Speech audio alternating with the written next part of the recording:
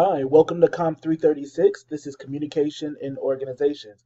I'm Dr. Spates, and I want to welcome all of you to this course. This is going to be an online course, so you can check into Blackboard all summer for all of your information, for all of your materials and assignments.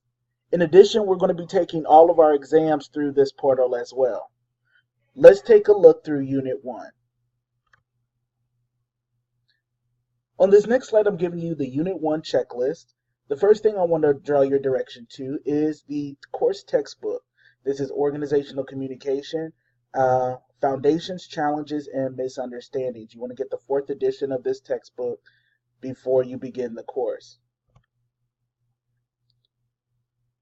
To begin, this unit has 4 chapters. Chapters 1 through 4 you'll want to read and complete by the end of this unit, which will end on June 20th.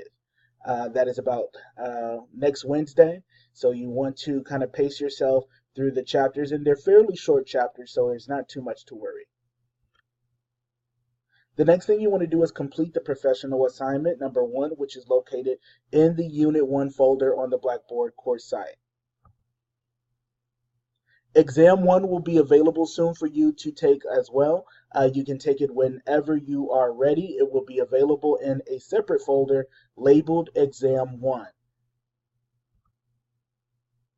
And as always, you can ask questions, set up an appointment through me via Zoom conference. I am happy to meet with you at whatever time is convenient for you, but it is completely fine to ask questions, to send emails.